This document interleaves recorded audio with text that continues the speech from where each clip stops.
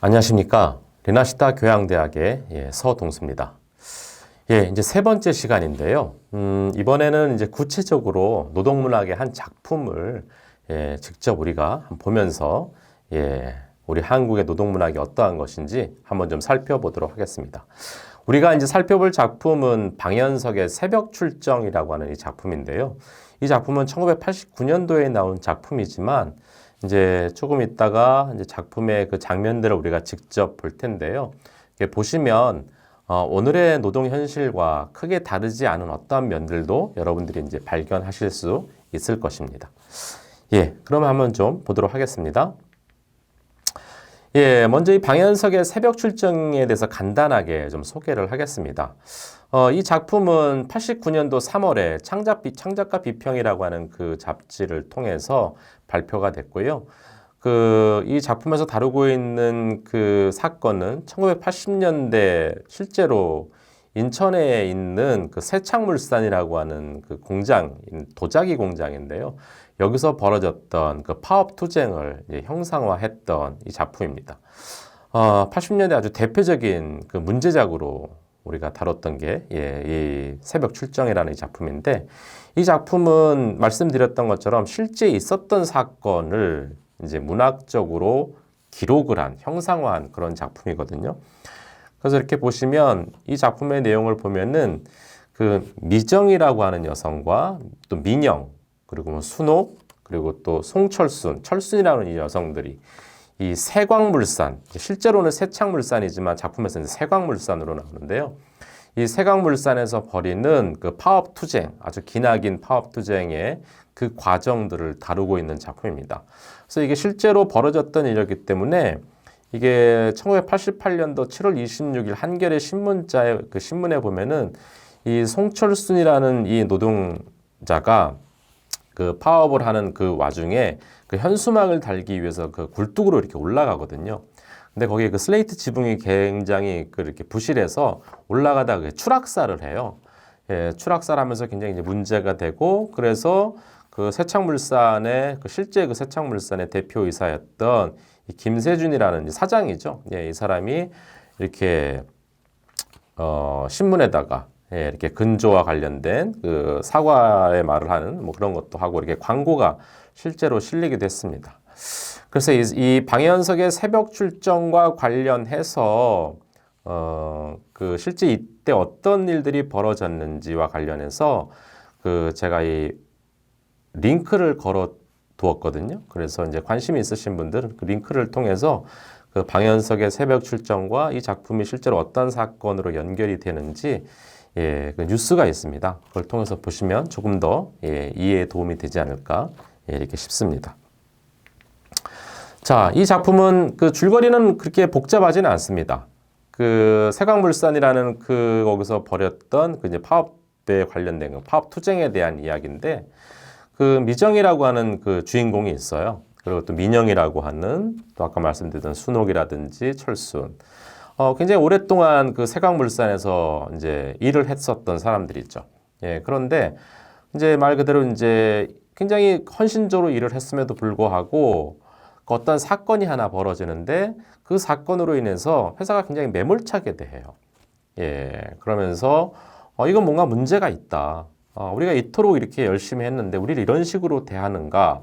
라고 하는 것에 대한 이제 문제의식을 느끼고, 이제 우리가 흔히 잔업이라고 그러죠. 그걸 이제 거부를 하는 이제 그런 사태가 벌어지고, 그걸 통해서 이제 회사 측에서 굉장히 압박을 가하게 되고, 그러다 보니까 이제 나중에 파업까지 이르게 되고, 그 파업을 하게 되니까 또 사측에서는 온갖 회유와 물리적인 폭력을 하게 되고, 그래서 결국에는 그 옆에 있었던 그 이제 선흥정밀이라고 하는 그쪽 노조가 도와줘서 잘 마무리가 되는 것처럼 보였지만, 이렇게 파업이 길어지고 하다 보니까 이 공장의 사장이었던 김세호 사장이 위장 폐업을 하게 돼요.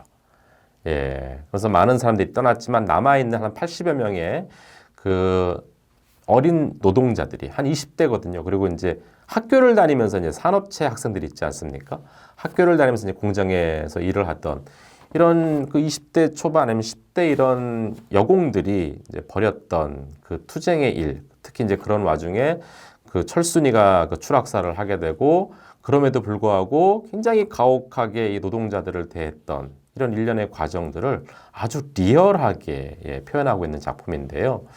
이 작품은 여러 가지 면에서 80년대 노동 상황, 그리고 노동자의 삶, 노동자는 어떻게 해야 되는가, 노동자의 운명, 또 노동자가 어떻게 또 각성하게 되고 또 어떻게 살아야 하는가에 대한 여러 가지 이야기들을 담고 있는데요. 그 중에서 이제 몇 가지 이야기들을 좀 뽑아내서 여러분들에게 좀 말씀을 드리도록 하겠습니다. 첫 번째 이제 이 작품에서 보면은 이 방현석의 새벽 출정은 아주 편하게 두드러지게 자본이라는 것이 어떤 것인지, 즉 돈이라는 것이 어떤 것인지 그 속성을 아주 강력하게 강조하고 있습니다. 이른바 돈이라고 하는 건 매우 환멸스러운 것이다. 왜? 이 환멸스러운 이 돈이 인간을 모두 망쳐버린다라고 이제 이렇게 아주 거칠게 표현한다면 그렇게 말을 할 수 있을 텐데요. 자, 이게 이제 1980년대, 89년도에 나온 작품 아닙니까? 말 그대로 89년도는 여러분들이 어떠한 시대인지 대략적으로 알고 있어요. 전두환, 노태우라고 하는 그 군사 정권이었는데 여러분 아시는 것처럼 이 군사 정권이 그 정권의 정당성을 이제 확보를 해야 됐고 그걸 하기 위해서 이제 끊임없이 이제 개발 성장론을 이제 목표로 삼고 있었죠. 그래서 이 개발 성장론을 하기 위해서는 이제 특정 기업들에게 이른바 대기업 중심의 경제 정책을 펴야 했고 그리고 그 당시 이 군사 정권은 모든 편법과 불법을 다 동원해서 이 대기업들을 밀어주죠. 그렇게 밀어주게 돼서 그로 인해서 이제 통계지수, 성장의 어떤 통계지수는 계속 올라갈 수 있었고 경제성장의 통계지수는 올라가고 언론들은 이걸 대대적으로 받아줬고 그래서 사람들은 경제가 계속 발전하고 있다라고 비록 군사 정권이지만 경제가 점점 좋아지고 있다라고 하는 그런 이제 생각들을 했어요. 그리고 또 이 당시 국군 통수권자는 매우 강력한 물리력을 갖고 있었죠. 그 물리력을 통해서 말 그대로 물가를 꽉 잡고 있었는데 일반 시민들은 그걸 물가 안정이라고 생각을 하고 있었습니다. 어쨌든 모두가 잘 먹고 잘 사는 게 목표였던 그 시대에 이 군사 정권은 이 정권을 유지하기 위해서 잘 먹고 잘 사는 것을 적극 활용했고 그것이 곧 국가의 목표가 되었습니다. 그래서 모두가 잘 먹고 잘 사는 것에 대해서 반하는 행위를 하는 사람들은 말 그대로 모든 반국가적인 것으로 몰아갔고 뿐만 아니라 거기에 이른바 빨갱이라고 하는 어떤 이념의 어떤 주홍 글씨까지 덧입혀 나가던 그런 시대였죠. 잘 먹고 잘 사는 방법에 대해서 이 당시 이제 강조했던 게 화합 아닙니까? 특히 이제 경제와 관련해서는 노사 간의 화합을 굉장히 강조를 했죠. 노사 간의 화합을 하면 어떤 일이 벌어져요? 그 당시 말들을 인용하면 그렇습니다.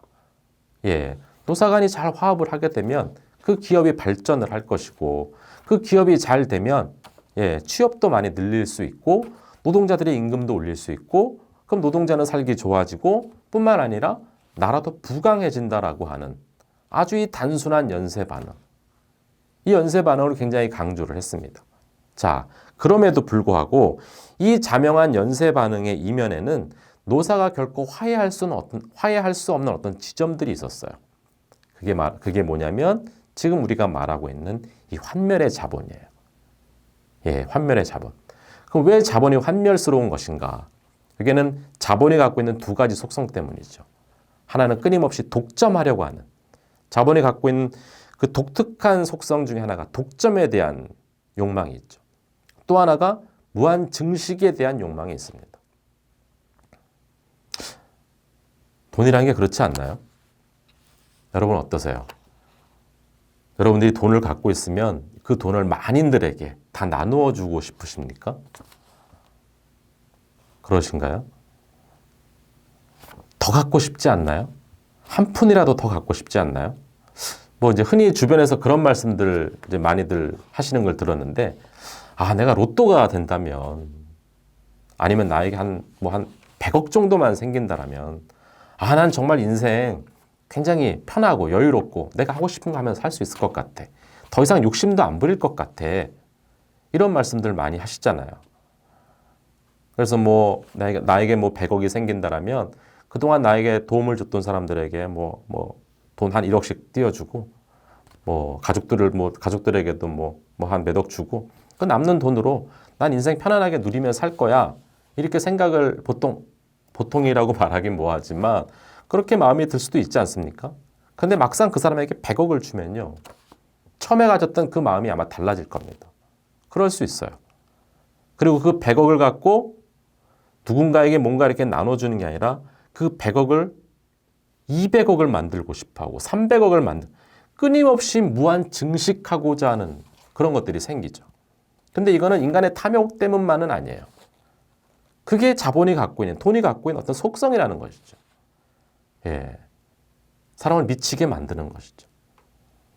자, 이런 게 이제 무한 증식과 독점에 대한 욕망이라고 제가 이렇게 말씀을 드렸는데 이러한 장면들이 이제 작품에서 나오고 있습니다. 작품을 한번 읽어보겠습니다. 예, 회사는 올해 초 공정의 합리화와 기동성 있는 제품의 생산이라는 기치를 내걸고 기존의 생산 라인을 완전히 둘로 분리했다. 부서 분리의 이유를 회사는 다양한 품속을 신속하게 생산하기 위한 것이라고 했다. 사실과는 거리가 멀었다. 그것은 며칠 지나지 않아서 명확하게 드러났다. 둘로 분리된 라인에 동일한 제품이 투입되었다. 그 결과는 서로 비교되지 않을 수 없었다.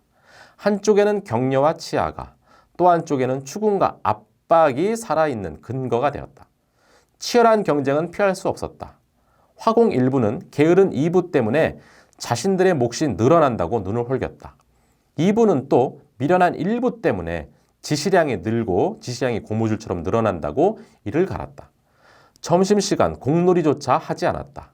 엉뚱하게도 자신의 살을 갉아먹도록 강요하는 사슬을 어떻게 끊어야 하는지 모르는 부서원들은 서로에게 발톱을 드러내고 으르렁거렸다. 자, 이 작품이 아까 제가 도자기 공장이라고 그랬죠. 도자기를 만드는 거예요. 예를 들어서 고민형의 도자기 있죠. 그런 것도 만들고 하는데 자, 어느 날 갑자기 사장이 그 생산 라인을 두 개로 똑같은 한 라인에서 생산했던 거를 두 개의 라인으로 바꾼 거예요.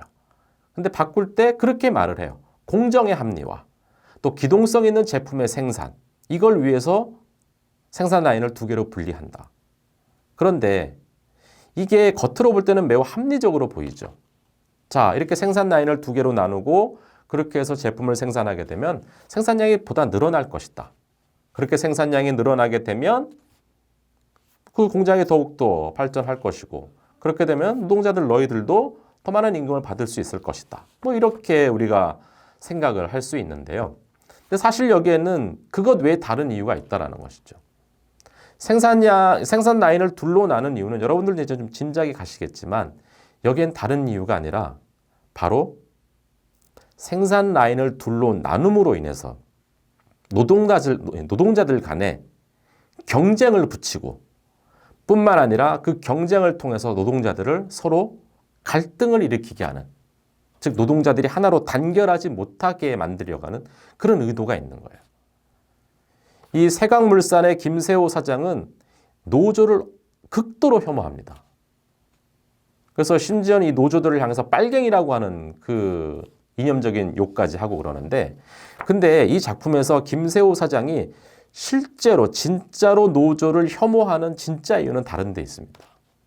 그건 다른 게 아니라 바로 이 노조가 김세호 사장의 욕망, 즉 자본의 욕망이죠.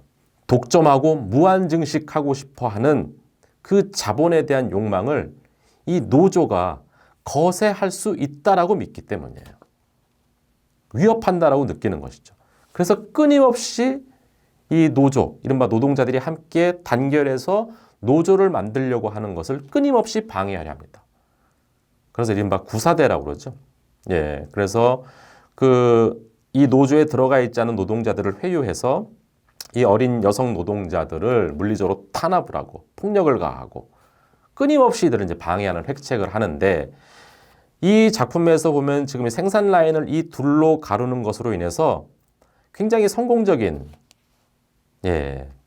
그런 성과를 얻어냅니다. 김세호 사장은.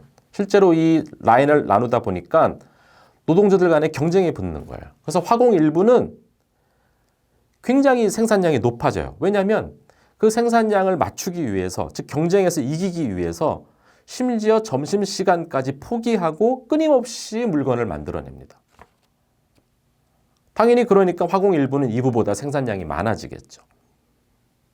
그러니까 사측으로부터 칭찬을 받겠죠. 반면에 화공 2부는 정해진 시간에 노동을 했거든요. 점심시간 밥 먹고. 그랬더니 화공 1부에 비해서 생산량이 낮겠죠. 예, 그렇게 되니까 추궁하고 압박을 받습니다. 자, 그런데 문제는 다른 게 아니죠.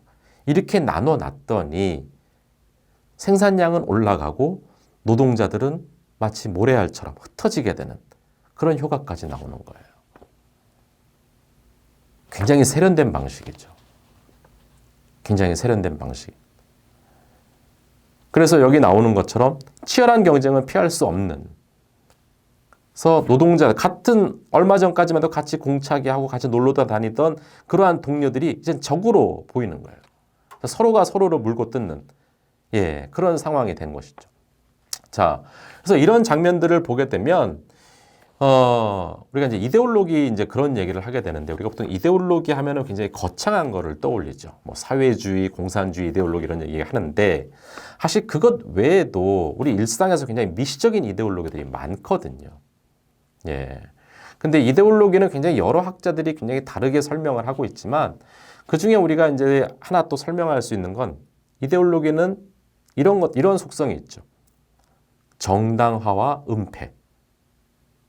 정당화와 은폐. 즉 하나의 메시지, 어떤 목적을 갖고 있는 메시지, 그 메시지를 대중들에게 설파를 할 때 매우 그럴듯하게 설파하죠.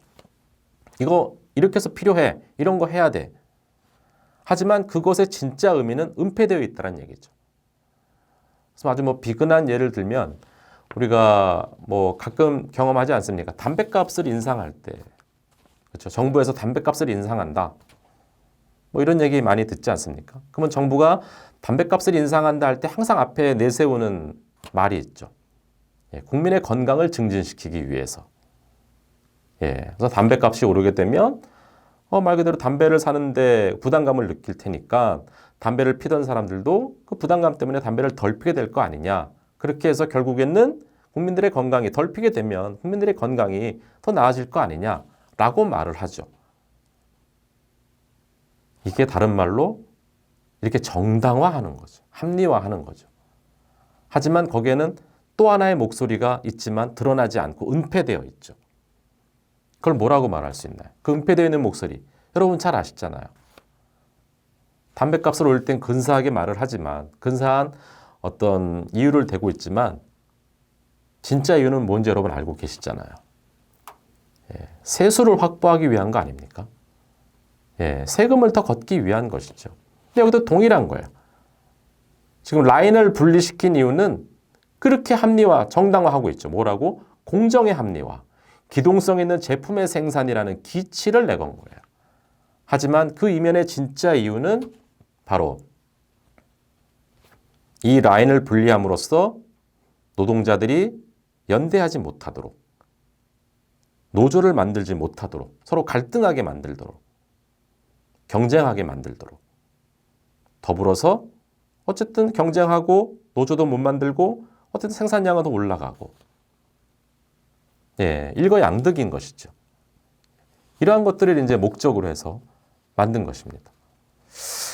자, 뭐 이런 거는 우리가 지금 살고 있는 시대에서도 잘 보고 있죠. 정규직과 비정규직 간의 갈등. 이게 노동자들끼리 서로 다투게 하는 것이죠. 그리고 뭐 복수노조 허용하고, 이른바 사측을 대표하는 노조가 있고, 노동자를 대표하는 노조가 있고, 그렇게 해서 예전에는 노사가 갈등을 벌였다라면 요즘에는 노동자와 노동자가 서로 갈등을 벌이는 노노 갈등으로, 이러한 방식으로 이렇게 변화되고 있는데, 이런 것들이 이미 이제 80년대 새벽 출정을 통해서 보이고 있다라는 것이죠. 자, 어쨌든 이렇게 해서 김세호 사장은 이른바 자본에 대한 욕망, 무한 증식하고 독점하려고 하는 그 욕망들을 표출하기 위해서 이러한 일들을 합니다.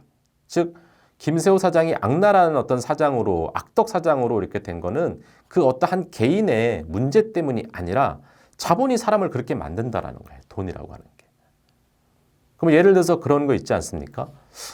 그럼 꼭 그렇게 나쁜 사장만 있는가? 얼마든지 착한 사장도 있지 않은가? 이런 사장들은 매우 예외적인 거 아니겠는가? 이렇게 질문할 수도 있죠. 자, 그래서 예를 한번 들어보겠습니다. 이런 예를 뭐 적절할지는 모르겠는데요. 아주 단순화시켜서 예를 들어본다면 예를 들어서 어느 한 공장에 어느 한 기업에 회사에 순이익이 100만 원이 났어요. 직원이 9명이고 자, 사장이 이렇게 있어요. 자, 100만 원을 수익을 냈는데 사장이 90만 원을 갖고 나머지 10만 원을 가지고 9명의 직원에게 나눠 가지라고 준다라면 그건 악덕 사장이 맞죠. 그렇죠? 이건 정말 악독한 사람이죠. 자기가 90을 다 갖고 10만 원을 갖고 9명에 나눠 가지. 그래. 근데 만일에 사장이 80을 갖고 나머지 20만 원을 갖고 9명의 직원에게 나눠 가지라고 한다면 어떨까요? 그럼 90만 원을 가진 사장보다는 좀 덜 악독한 걸까요? 그럼 조금 더 한번 나아가 보죠. 80만 원이 아니라 사장이 한 60만 원만 갖는 거예요. 아니면 50만 원 가졌다고 하십시오. 자, 딱 반만 먹고 나머지 반은 직원들에게 다 주는 거예요. 이 정도면 어떠세요? 괜찮은 사장입니까? 조금 더 나아가 볼까요? 자, 사장이 한 30만 먹고 나머지 70만 원을 노동자들에게 직원들에게 나눠주면서 서로 가지라고 주는 거예요. 아니면 아예 정말 멀리 가서 사장이 10만 원만 갖고 나머지 90만 원을 직원들에게 나눠주는 거예요. 이 정도 되면은 거의 뭐 성인의 반열에 이르렀다고 말할 수 있을까요? 근데 문제는 자본주의 구조 안에서는 이러한 일들은 일어날 수가 없다라는 거예요. 이런 식으로 분배를 하게 되면 자본주의는 더 이상 작동하지 않는, 자본주의는 정지해 버립니다. 그래서 토마 피케티 같은 경제학자들은 자본주의란 기본적으로 폭리의 시스템이다. 뭐 이런 말도 하지 않습니까? 자, 그래서 이 자본이라는 건 매우 그 속성 자체가 비윤리적, 반윤리적이기 때문에 여기에는 이제 뭔가 이렇게 압력이 가해져야 되는 거예요. 자본은 그대로 두면 끊임없이 무한증식하고 끊임없이 독점하려고 하기 때문에 그냥 그대로 두면 안 된다라고 하는 그런 생각들이 드는 것이죠. 그래서 우리가 뭐 흔히 이렇게 뭐 세금을 걷게 되거나 뭐 이렇게 되면은 아니 뭐 기업으로 하여금 뭔가 이렇게 요구하죠. 뭐 기부를 하라든지 아니면 세금 같은 경우는 끊임없이 뭐 복지 예산을 늘린다든지 뭐 이렇게 해서 강제함으로써 그 자본이 스스로는 윤리적일 수 없기 때문에 그런 걸 통해서 자본의 윤리성을 지켜나가려고 하는 것이죠. 자, 이러한 장면들도 나오고요. 자, 이제 조금 더 이어서 한번 보겠습니다. 자, 이제 뿌리 깊게 길들여진 경쟁이라고 하는 건데요. 자, 작품에 이런 장면들이 나와요. 미정 언니, 8년 다녀서 지금 일당 얼마야? 4,210원. 뭐가 남겠어요? 내년, 내후년이면 나아질까? 이게 우리들의 현실이야. 그런데 그것도 모자라서 우리끼리 싸워야 하는 거야? 언닌 너무 비참하다는 생각 안 들어? 철수는 혼자 묻고 대답했다. 철수네 부서에선 경쟁이 없어진 게 아니었다. 오히려 보이지 않는 내부의 경쟁이 더욱 치열하게 진행되었다. 자신의 부서가 일부보다 수량을 적게 뽑는다는 건 너무나 명확했다. 부서원들은 적어도 그 책임이 자신에게 있지 않음을 입증해야 했다. 하지만 겉으로는 속내를 보이지 말아야 했다. 옆 사람보다는 단 하나라도 더 뽑아야 했다. 살을 말리는 경쟁이었다. 힘이 없을 때 경쟁은 피할 수 없다. 자, 이런 얘기를 하는데요. 자, 이런 거 보면은 우리가 앞에서 지금 화공 라인을 이렇게 둘로 나누지 않았습니까? 자, 이렇게 해서 우리끼리 싸우는 게 이게 무슨 의미가 있어? 라고 이렇게 질문을 던져요. 이 당시 일당이 4,210원이었대요. 오늘날 일당은 한 9,000원대 되지 않습니까? 지금 2022년 9,000 얼마로 제가 기억을 하고 있는데요. 자, 우리가 이렇게 싸우고 있는데 이게 정말 누구를 위한 싸움이냐 이거죠. 누구를 위한 경쟁이고 그렇게 해서 우리끼리 경쟁해서 말 그대로 살을 말리는 경쟁을 해서 우리에게 뭐가 더 나아져? 질문을 던지는 거죠. 근데 이런 질문들, 이른바 이 노동문학을, 이 작품을 읽고 있는 사람들이 이 여기서 나오는 미정이, 철순이 이런 인물들이 하는 말이 공허하게 들릴까요? 80년대 노동자였던 분들에게 이러한 단어들, 이러한 문장들, 이러한 의미들은 곧 자신의 이야기로 들리지 않겠습니까? 한번 정말 생각을 해보게 되는 거죠. 정말 그 당시에 80년대 이제 우리 아버지 세대 뭐 이렇게 말씀들 하시는데 정말 성실하게 일했잖아요. 그렇게 믿고 있잖아요. 하지만 그 성실함이 어떠한 방식으로 나에게 보상이 오는가? 그 성실함은 정말 누구를 위한 성실함인가? 이런 것들을 생각하게 할 수 있다라는 것이죠. 자, 이제 여러 가지 이제 노동자들의 모습이 나오고 있는데요. 이제 여기서 다룰 노동자는 이제 자본에 포섭당하고 이윤에 지배받는 노동자 모습이 또 나옵니다. 이제 개근에 대한 이야기가 나와요. 너 개근 못할까봐 그러지? 아서라 아서. 그까지 개근이 뭐 대단하다고 그래. 그렇게 부인하는 민영의 얼굴이 새빨갛게 달아올랐다. 민영은 세광에 다닌 7년 동안 한 번도 결근을 하지 않았다. 아니, 단 한 번 결근한 적이 있긴 했다. 어느 해 여름인가 홍수가 졌을 때였다. 집이 잠겨서 도저히 출근할 수가 없었다. 회사 생활하면서 이런 흠집 남겨선 안 돼 하며 출근 카드를 고쳐준 것도 지금의 생산 과장이었다. 아니긴 뭐가 아니야. 내가 세광의 터줏 귀신이다. 개근 그게 사람 잡는 올감이라는 거야. 때려치우고 싶어도 3년 다닌 거 아까워 못하고 다음에는 4년 개근 아까워 못하고 4,000원 벌려고 아침 거르고 2,000원어치 택시 타게 만드는 게 개근이라는 거야. 나도 4년 개근했어. 창립 기념일 날 은수저 한 벌이야. 아깝겠지만 말이야. 종이 조각 하나 하고. 개근이라고 하는 건 말 그대로 그 노동자의 성실성 아닙니까? 말 그대로 성실하게 일을 했다라고 하는. 이 작품에서는 지금 다른 이유가 아니에요. 이런 말들이 나오게 된 이유가 너무 이제 가혹하니까 환경이, 노동 환경이. 그렇게 라인을 갈라놓고 서로 이렇게 불 붙이니까 이제 미정이가 그러는 거야. 너희들 왜 이렇게 미련하게 일을 해? 한쪽이 너무 열심히 일을 하면은 당연히 그 다음 한쪽, 다른 쪽은 거기에 따라가지 못하잖아. 그럼 그렇게 되면 너희들끼리 싸울 수밖에 없잖아. 그러니까 너희들끼리 생산량을 균형을 맞춰. 그리고 만약에 위에서 왜 이렇게 생산량이 줄었냐 하면은 더 열심히 일해줘. 대신 불량품을 잔뜩 뽑아내봐. 그다음부터 너희들한테 막 그렇게 말 못할걸? 이제 이렇게 얘기를 하거든요. 자, 근데 이러한 얘기 와중에 이제 그러면서 그런 얘기, 야, 오늘 잔업 제끼자. 철야 잔업 오늘 제껴버리자. 이런 얘기를 해요. 그러니까, 좀 멈칫하는 거예요. 그거 제끼고 우리 다음날 놀러 가자. 내일이 일요일이니까 그냥 하루 빼자. 다 같이 이렇게 한번 가자. 이렇게 하니까, 조금 머뭇거려요. 그러니까 물어보는 거예요. 그러니까 말을 하는 거예요. 너 개근한 거 그거 아까워서 못하는 거지? 근데 그 개근이 그렇게 4년 동안 몇 년 동안 결근을 하지 않았다 그러는데 그래서 너한테 뭐가 더 좋아졌어? 기껏해야 창립 기념일날 은수저 한 벌 받은 거밖에 더 있어? 종이 조각, 이른바 개근 상장 하고 그거 왜 너한테 뭐가 더 좋은 게 있어? 이렇게 말을 하는 거죠. 예. 그러면서 실제로 그날 잔업을 하지 않습니다. 그렇게 설득을 해서 거기 세광물산의 노동자들이 잔업을 이제 말 그대로 제껴요. 예, 그들 표현대로 제낍니다. 뭐 당연히 그 다음날 난리가 났죠. 그래서 주동했던 미정이, 민영이 이런 사람들에게 사표나 아니면 각서를 쓰라고 그래요. 근데 이제 맏언니격인 미정이가 내가 사표를 쓰겠다. 왜냐면 미정은 굉장히 신뢰를 받고 있었어요. 사측으로부터도. 예. 그 여공들로부터 신뢰를 받았지만 그 미정이가 굉장히 이 색칠하는데 굉장한 실력이 있거든요. 함부로 못하는 거예요.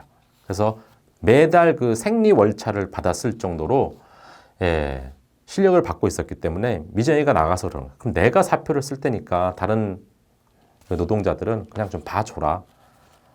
이렇게 해서 결국에는 이제 미정이가 각서만 쓰고 이제 이런 일 하지 않겠다 하고 이제 무마가 되거든요. 자, 이제 이런 일들이 있었는데 한번 생각해 보십시오. 일당이 4,000원이에요. 예. 4,000원이 아까워서 아침에 지각하지 않으려고 2,000원짜리 택시를 타요.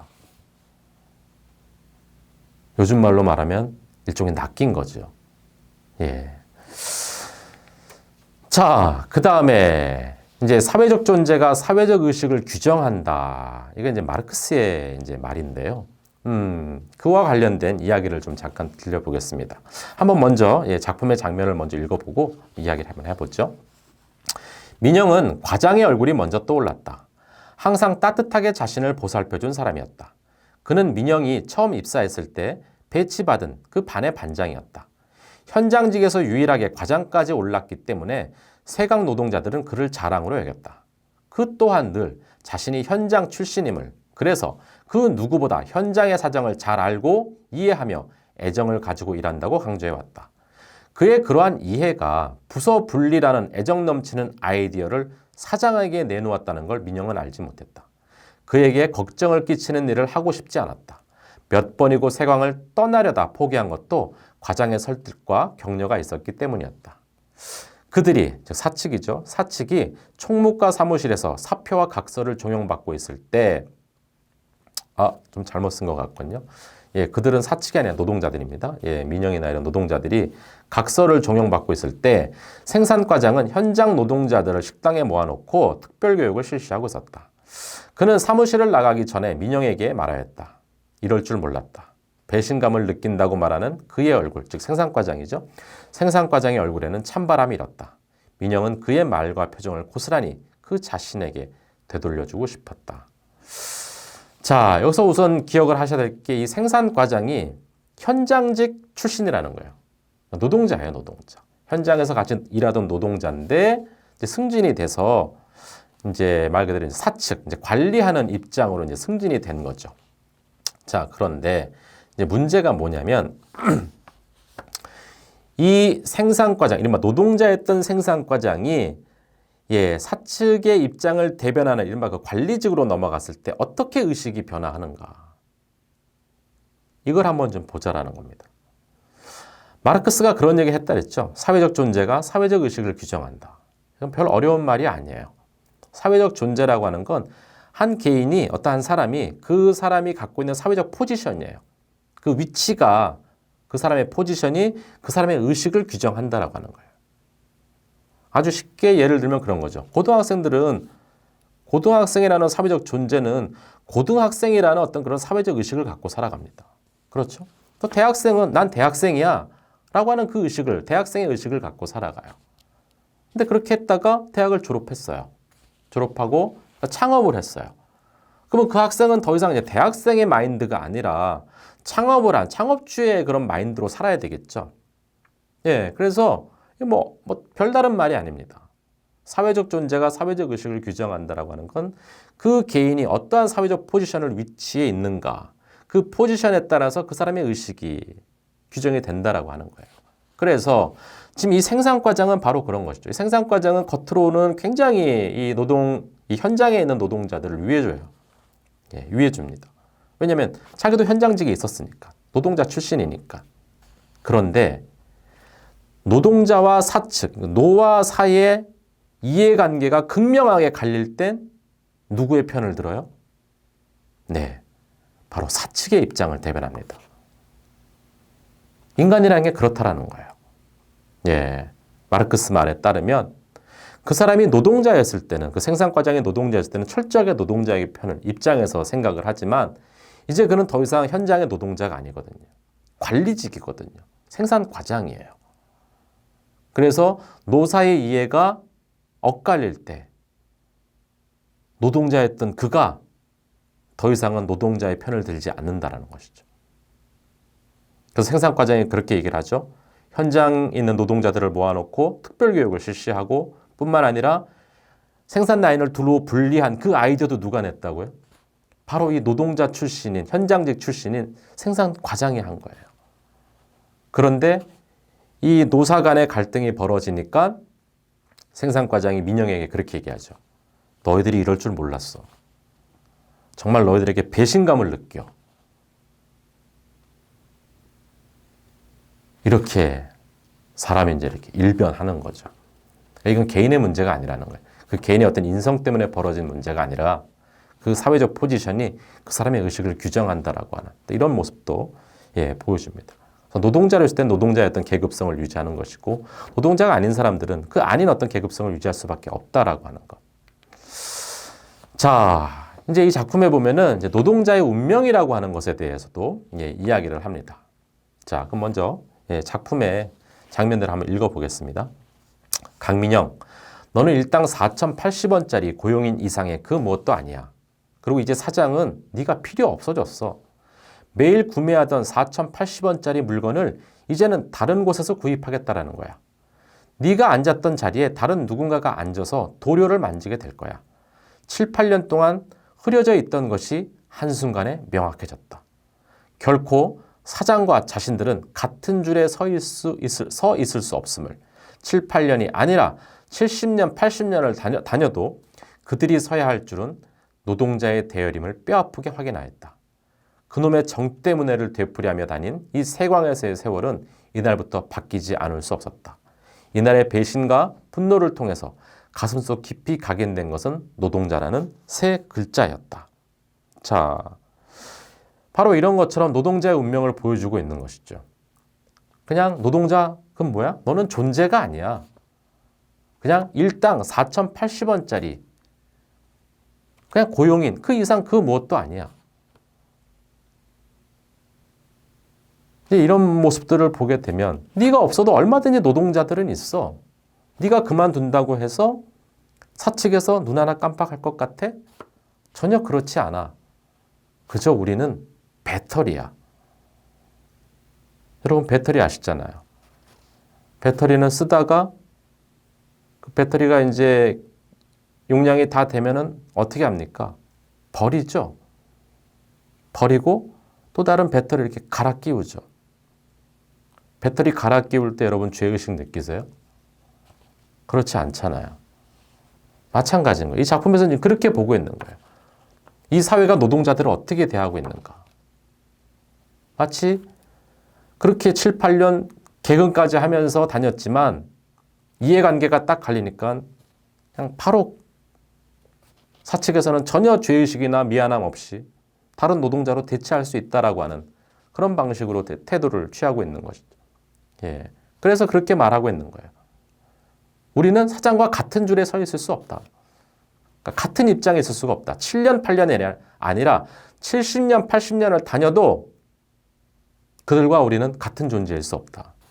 그걸 이제 뼈아프게 깨닫게 된 것이죠. 자, 이제 이러한 장면들도 나오고요. 자, 이러한 노동자의 운명에 대해서 아까 우리가 전 시간에 말씀드렸던 박노해라고 하는 시인이 하늘이라고 하는 그 작품을 통해서 아주 잘 보여주고 있습니다. 자, 이 당시 노동자들이 어떠한 대우를 받았고 어떠한 위치에 있었는지 이 박노해의 하늘이라고 하는 시를 통해서 한번 좀 보도록 하겠습니다. 한번 읽어보겠습니다. 우리 세 식구의 밥줄을 쥐고 있는 사장님은 나의 하늘이다. 프레스에 찍힌 손을 부여안고 병원으로 갔을 때 손을 붙일 수도 병신을 만들 수도 있는 의사 선생님은 나의 하늘이다. 2달째 임금이 막히고 노조를 결성하다 경찰서에 끌려가 세상에 죄 한 번 짓지 않은 우리를 감옥소에 집어넣는다는 경찰관님은 항시 두려운 하늘이다. 죄인을 만들 수도 살릴 수도 있는 판검사님은 무서운 하늘이다. 관청에 앉아서 흥하게도 망하게도 할 수 있는 관리들은 겁나는 하늘이다. 높은 사람, 힘 있는 사람, 돈 많은 사람은 모두 하늘처럼 벤다. 아니, 우리의 생을 관장하는 검은 하늘이시다. 나는 어디에서 누구에게 하늘이 되나? 대대로 바닥으로만 살아온 힘없는 내가 그 사람에게만은 이제 막 아장걸음마 시작하는 미치게 예쁜 우리 아가에게만은 흔들리는 작은 하늘이겠지. 아, 우리도 하늘이 되고 싶다. 짓누르는 먹구름 하늘이 아닌 서로를 받쳐주는 우리 모두 서로가 서로에게 푸른 하늘이 되는 그런 세상이고 싶다. 어려운 시가 아니죠. 예, 이 박노해라고 하는 노동자가 정말 노동자의 입장에서 노동자로서 살아온 자가 그 노동자의 삶에 대해서 예, 아주 진솔하게 쓰고 있는 시인데요. 여러분 잘 아시겠습니다만 80년대만 하든 뭐 그전에도 그랬고요. 이 노동자, 이 공장에서 일하는 이 노동자들은 크게 두 가지 이름으로 불렸죠. 뉴스를 틀면은 산업 역군이라고 말을 해요. 예. 대한민국의 산업 역군. 하지만 뉴스가 아닌, 즉 미디어 밖에 현실에서는 그들을 뭐라고 불렀습니까? 예. 공돌이 공순이라고 불렀어요. 예. 공존할 수 없는 이 두 개의 아주 역설적인 이 이중성. 사회에서는 막 떠받치는 것처럼 말하지만 실상 현실에서는 이들을 너무나도 함부로 대했죠. 그래서 이들에게는 돈 있는 자들, 힘 있는 사람들, 높은 사람들은 모두 다 하늘이에요. 자신의 삶과 운명을 이리저리 흔들 수 있는 하늘인데 검은 하늘이죠. 근데 여기 지금 박노해가 그렇게 말하고 있죠. 나도 하늘이 되고 싶어. 그런데 그런 검은 하늘이 아니라 어떤 하늘? 예, 푸른 하늘이 되고 싶어요. 어떤 푸른 하늘? 함부로 남의 생을 관장하는 그런 하늘이 아니라 서로가 서로를 받쳐주고 서로가 서로를 위해주고 서로 공존하고 평화롭게 협력할 수 있는 그렇게 만들어주는 그런 푸른 하늘이 되고 싶어. 근데 정말 미치게 예쁜 우리 아기, 내 자식에게만큼은 나는 적어도 하늘이겠지. 근데 어떤 하늘이에요? 불안한 하늘이에요. 흔들리는 불안한 하늘. 그것도 아주 작은 하늘이에요. 하지만 나는 푸른 하늘이 되고 싶다. 그런 세상이 됐으면 좋겠다. 예, 아주 너무나 솔직한 또 진솔한 예, 그런 표현들이죠. 자, 이게 이제 노동자들의 운명인 거예요. 이 당시 삶을 살아갔던. 자, 오늘에 비춰봤을 때 어떠세요? 예, 정말 오늘도 오늘날에 요즘 뭐 얼마 전까지 그런 말들이 유행하지 않았나요? 사축이라는 말. 가축이 아니라 회사에 의해서 길들여진 존재. 사축. 뭐 이런 말들도 예, 유행하고 그랬던 걸로 알고 있습니다. 가축처럼 여기는 것이죠. 자, 또 이렇게 그렇게 보는 관점도 있고요. 자, 노동자의 운명에 대해서 하나 좀 더 보겠습니다. 자, 우리가 앞에서 잠깐 이제 봤던 인용문인데요. 조금 더 연장해서 보겠습니다. 미정 언니, 8년 다녀서 지금 일당 얼마야? 4,210원. 뭐가 남았어요? 내년, 내후년이면 나아질까? 이게 우리들의 현실이야. 그런데 그것도 모자라서 우리끼리 싸워야 하는 거야? 언니, 너무 비참하다는 생각 안 들어? 민영은 7년 동안 정든 세강물산과 자신의 관계를 생각해 보았다. 구석구석마다 자신의 숨결과 손때가 묻은 세강물산은 민영에게 우리 회사이기를 거부하고 있다. 내밀어진 사직서는 세강물산은 너 따위의 것이 될 수 없다고 비웃고 있다. 세강물산은 어디까지나 사장 김세호의 것일 뿐이라고 호통쳤다. 자, 이게 그 당시 노동자들이 당하던 현실이었죠. 자, 이러한 노동자들이 이제 각성을 하게 됩니다. 예. 그렇게 부당한 대우를 받고, 왜냐하면 부당한 대우를 받을 만큼의 어떤 흠이 없음에도 불구하고, 매우 성실하게 일했음에도 불구하고, 노동자들을 한낱 배터리, 하나의 도구로서 보는 그런 어떤 노동 현장의 그런 상황 속에서 끊임없이 당하기만 하던 이 어린 노동자들이, 여공들이 이제 각성을 하게 되죠. 어떻게? 이렇게 말합니다. 이 자리에서 떨쳐버리고 일어설 용기가 없다면, 할 일 없이 노동만 하고 앉아있는 노동자에 불과하다면, 착취의 선두주자인 자본가 계급의 기름진 배를 더욱 기름지게 만들어주는 것 이상의 가치가 무엇가 있는가? 우리가 떨쳐 일어나지 않고 이렇게 부당한 이 부조리한 것들에 대해서 우리가 맞서 싸우지 않는다라고 한다라면 우리는 저 착취하는 저 자본가 계급의 기름진 배를 더욱 배불리 해주는 이른바 사축 그 이상이 아니고선 그밖에 아니지 않느냐. 각성을 하게 되죠. 그러면서 이런 표현을 써요. 화면에서 보시는 것처럼 자신의 권리를 위해 싸울 줄 모르는 사람은 노동자가 아니다라는 이제 이러한 각성에 이르게 되죠. 이 각성이라고 하는 건 굉장히 무서운 힘을 갖고 있죠. 노동자뿐만 아니라 일반인들도 그렇지 않습니까? 우리들도 뭔가 새롭게 각성을 하게 되면 사람이 변하지 않습니까? 그 단순히 변하는 것에 그치지 않고 그 변함이 어떠한 효과를 발휘하게 되죠. 예, 이제 그러한 장면들이 이제 등장하게 됩니다. 그래서 작품에서 그렇게 얘기를 해요. 우리가 이제 영화 매트릭스 보면은 그 모피어스가 그 앤더슨에게 빨간 약과 파란 약을 이렇게 주지 않습니까? 그래서 거기서 이제 그 빨간 약을 선택함으로 인해서 그것이 갖고 온 결과가 엄청난 영향을 미치게 되는데, 자, 그 작품에서 이 새벽 출정에서 이렇게 얘기를 해요. 사람들은 두려운 거야. 회사와 다투기엔 엄두도 나지 않고 라며 자기도 모르게 되뇌이는 이 세뇌된 의식을 깨는 것. 다투기엔 엄두도 안 나는 것. 우리가 이기겠어? 우리가 감히 회사와 맞서 싸워서 우리가 이길 수 있을까? 이 세뇌된 의식을 깨는 것. 이게 바로 노동자의 각성이라는 거고, 그래서 이렇게 말합니다. 노동자의 운명은 가난과 굴욕이라고 생각하는 이 패배의식으로부터 탈출하는 것. 즉 자신의 권리를 위해 싸울 줄 모르는 사람은 노동자가 아니라는 이 인식에 도달하는 것. 이것을 이 작품은 보여주고 있습니다. 자, 말씀드렸던 것처럼 이제 이렇게 인식의 전환이 갖고 오는 변화는 무섭죠. 인식의 전환은 사회적 약자들이 어떻게 살아가야 할 것인가, 그걸 이제 알려줍니다. 그게 바로 뭐냐면 피로 맺은 연대라고 하는 거예요. 자, 이 작품에서 그렇게 얘기를 해요. 피로 맺은 연대. 뭐 어려운 얘기가 아니죠. 힘없는 사람들이 힘이 강한 사람들에게 맞서서 자신의 정당함을 주장하려면 어떻게 해야 됩니까? 뭉쳐야죠. 그걸 연대라고 하는 것이죠. 그게 조직으로 봤을 땐 노조라고도 볼 수 있는 것이고. 이 피로 맺은 연대. 자, 이제 이런 표현들이 등장하는데, 이 연대를 통해서 그들은 노조를 튼튼히 세우고, 이런 얘기를 합니다. 노조를 튼튼히 세우고 모든 노동자들이 떳떳하게 요구하며 당당하게 주장할 수 있다라는 어떤 그런 각성에 이르게 됩니다. 근데 이러한 각성이 바로 150여일이 넘는 그 투쟁에, 그 힘든 투쟁을 견디게 해준 동력이었거든요. 회사가 전기도 끊고 다 끊어요.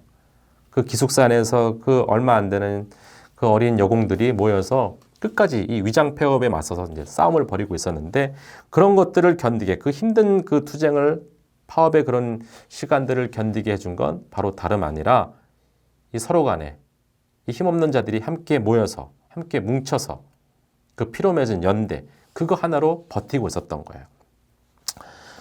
자, 이제 이러한 각성에 이제 주목을 해야 되는 이유는 바로 자본가들이 제시하지 못하는 어떤 전망을 보여주고 있기 때문입니다.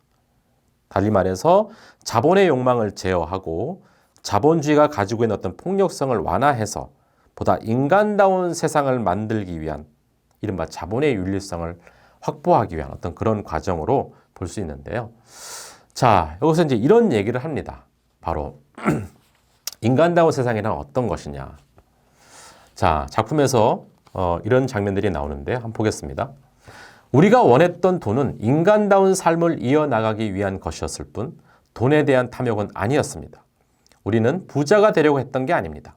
인간답게 살고 싶었던 것뿐입니다.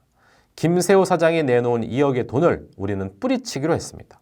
김세호 사장에게는 돈이 가장 소중한지 모르지만 우리에게는 돈보다 더욱 소중한 것이 있기 때문입니다. 동지에 대한 변화할 수 없는 애정과 참 인간다운 삶이 중요하기 때문입니다. 동지에 대한 변화할 수 없는 애정과 참 인간다운 삶이 읽었던 부분이군요. 우리는 이제 천만 노동자의 자존심을 보여주어야 합니다. 돈으로 되지 않는 게 있다는 걸 보여주어야 합니다. 우리의 가슴에 피눈물을 흐르게 하고 자신은 궁궐 같은 집에서 자기 피부치와 희희낙낙 살게 내버려 두지는 말기로 합시다. 이제 우리는 사랑을 말하지 않습니다. 이제 우리는 화해를 믿지 않습니다. 우리는 오직 불타는 적개심으로 비타협조로 싸울 뿐입니다. 예, 굉장히 강력한 대결의식을 보이고 있는 작품인데요. 지금 이러한 말이 나오게 된 게 계속 이제 노동자들이 파업을 하게 되고 이 위장 폐업을 이제 방해하고 그러니까 김세호 사장이 이제 개별적으로 노동자들을 회유하기 시작을 해요. 그러면서 이 당시에 이제 월급이 한 14만 원 정도 돼요. 예, 여기 공장에 다니는 노동자들의 월급이 14만 원이 되는데 그 파업에 참여하고 있는 노동자들에게 그렇게 얘기를 하는 거예요. 자, 파업을 풀어라. 그리고 너희들이 퇴직을 하면 내가 너희들에게 2억을 줄게. 근데 그렇게 나눠보니까 1인당 한 300만 원 정도 받을 수 있는 돈이에요. 월급이 14만 원인데 300만 원이면 엄청나게 큰 돈이지 않습니까? 그런 식으로 이제 회유를 하기 시작을 하는 거예요. 그래서 많은 그 노동자들이, 그 파업에 참여했던 노동자들이 이제 마음이 흔들리기 시작을 하는 거죠. 이제 그렇게 하다가 마지막에 이제 미정을 필두로 한 그 이제 참여했던 사람들이 결정을 내립니다. 우린 그 2억 받지 않겠다. 왜냐면 철순이 죽었잖아요. 철순이 죽었는데 철순이의 그 49제 1주기가 다가오는데 그 49제를 하기 위해서 그 두었던 그 철순이의 초상화를 이 사측에서 찢어버려요. 아주 그 비인간적인 모습을 보입니다. 그걸 보면서 너무나 화가 나는 거예요. 그리고 같이 싸웠던 철순에게 대한 예의도 아닌 것 같고 여러 가지 이유로 해서 2억을 포기합니다. 그 포기하는 이유는 다른 게 아니죠. 여기서 말하고 있는 것처럼 동지에 대한 애정과 인간답게 살고 싶다라는 거예요. 우리는 돈이 중요한 게 아니라 돈 때문에 이러는 게 아니라 우리를 인간답게 대접해달라. 당신들을 위해서 우리가 정말 엄청나게 성실하게 일을 했지 않느냐. 거기에 맞게 대접을 해달라. 근데 그들은 그렇게 하지 않았거든요. 그래서 이제 그렇게 말하는 거예요. 이제 우리는 사랑을 말하지 않겠다. 당신들의 화해 믿지 않겠다. 오직 불타는 적개심으로 비타협적으로 당신들과 싸우겠다. 이렇게 결의를 다지는 것이죠. 그러면서 그런 얘기를 해요. 죽을 수는 있어도 질 수는 없다.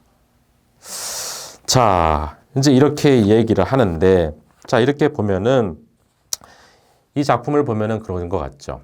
마치 노동자들은 절대적인 선한 존재들, 반면에 기득권, 가진 자들은 절대적인 악의 존재들. 이렇게 아주 극명한 이분법으로 나누어서 세계를 바라보는 것 같은 느낌이 드는데, 아까 말씀드렸던 것처럼 이 노동자들의 각성이 중요한 이유는 바로 이 자본주의가 갖지 못하는 어떤 전망들을 제시하기 때문이거든요. 그 전망 중에 하나가 노동자는 결코 절대적으로 선한 존재는 아니라는 거예요. 무슨 말이냐면 노동자들도 인간이기 때문에 욕심도 있고, 그렇죠? 뭔가 이기적일 수도 있어요. 물론 이들은 지금 불의와 맞서서 싸우고 있다고 생각을 하지만 그렇다는 이유로 그들이 모두 절대적으로 선한 존재는 아니거든요.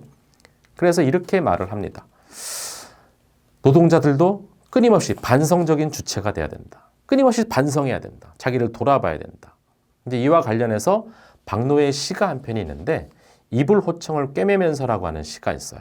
자, 이 시를 한번 같이 읽으면서 노동자는 왜 반성적인 주체가 돼야 되는가라고 하는 걸 같이 한번 생각해 보시죠.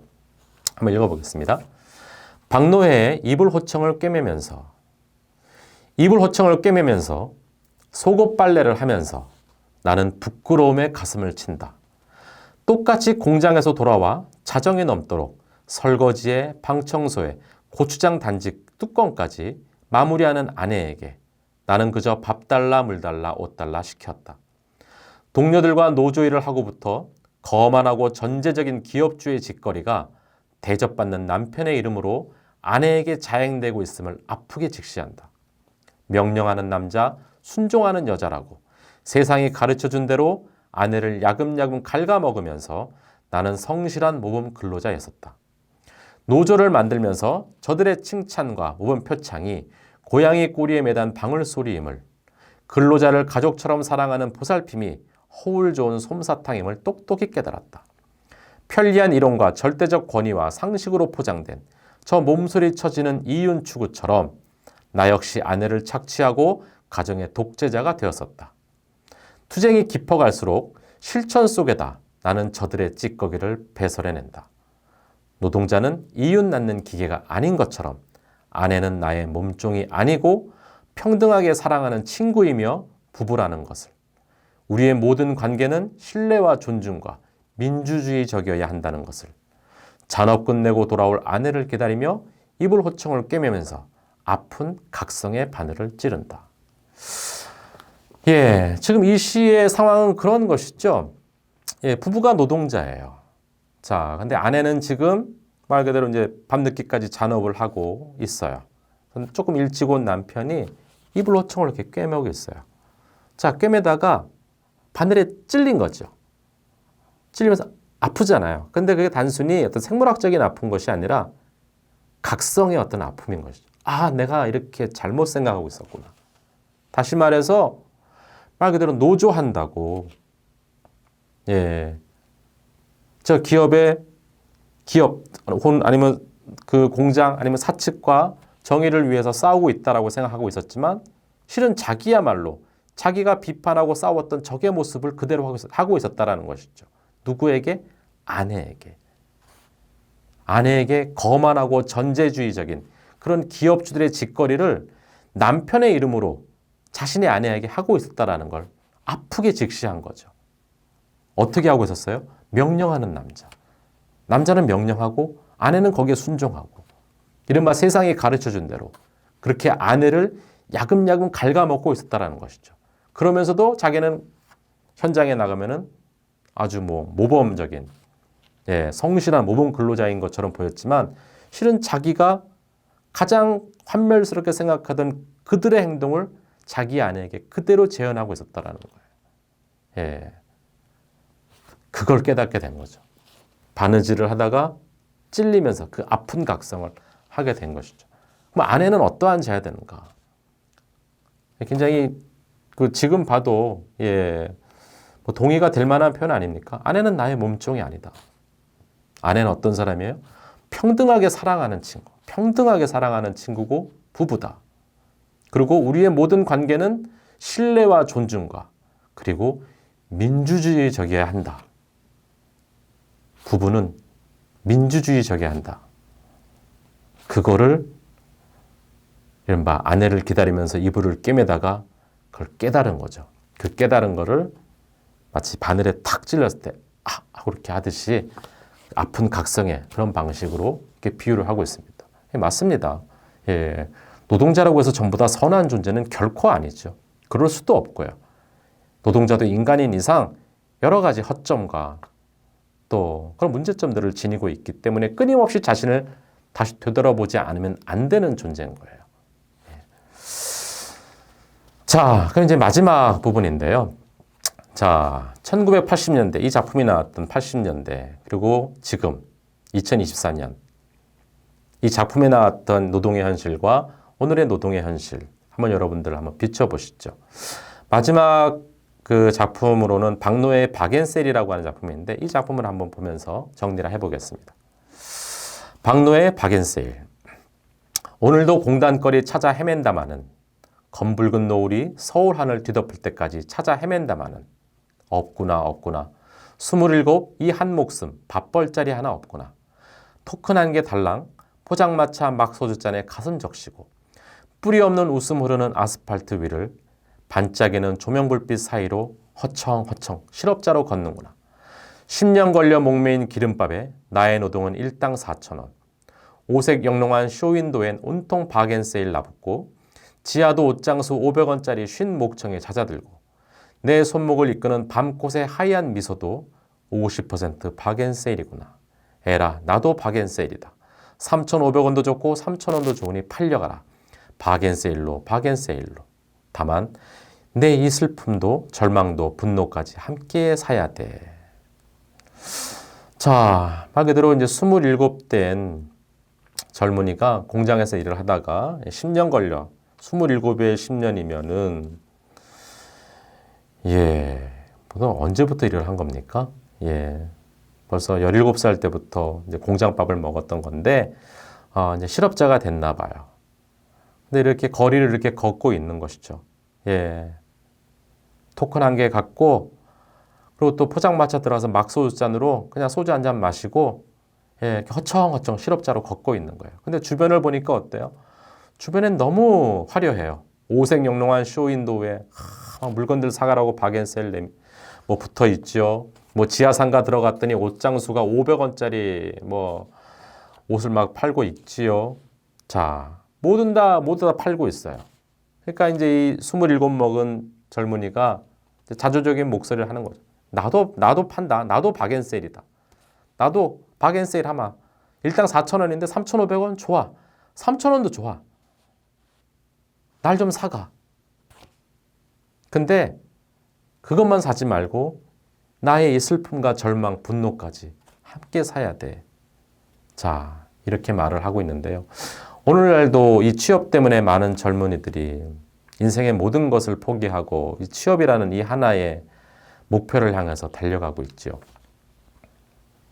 하지만 정말 성실하게 준비하고 달려간다 하더라도 그 기회가 모두에게 균등하게 보장되지 않습니다. 아마 오늘날 2023년을 살아가고 있는 젊은이들도 이렇게 말할 것 같아요. 나도 박앤셀이다. 오늘날 시급이 1,900원대라고 말씀드리지 않았나요? 정확하게 얼마인가요? 오늘날 2022년도에 9,160원이라고 하네요. 예. 9,160원? 아니, 8,000원도 좋아. 7,000원도 좋아. 나도 판다. 하지만 그것만이 아니라 내 슬픔, 절망, 이 사회에 대한 분노까지 함께 사야 돼. 이렇게 외치고 있지 않을까. 예, 그런 생각이 듭니다. 자, 이렇게 해서 우리가 3시간에 걸쳐서 3번에 걸쳐서 노동문학에 대해서 살펴봤습니다. 앞에 말씀드렸던 것처럼 노동문학은 여전히 우리에게도 낯선 이름으로 다가옵니다. 하지만 인간은 모두가 노동하는 존재입니다. 노동과 결코 뗄 수 없는 운명인 것이죠. 예. 하지만 이 노동이라는 것에 대한 그 편견들을 조금만 걷어내고 조금 더 진지하게 또 깊이 있게 이 노동이라는 것에 또 노동자라는 것에 대해서 생각을 하고 또 그걸 바탕으로 해서 우리가 노동문학이라는 것을 접할 수 있다라면 이 세계가 가르쳐 준 것과는 조금 더 다른 방식으로 노동과 노동자라고 하는 것에 대해서 생각할 수 있을 것이고 그런 거를 바탕으로 해서 우리 사회가 갖고 있는 여러 문제점들을 슬기롭게 해결할 수 있는 어떤 또 계기가 될 수도 있지 않을까? 예, 그런 생각을 해봅니다. 예, 긴 시간 수업 들어주셔서 감사하고요. 예, 이상으로 수업을 마치도록 하겠습니다. 네, 고맙습니다.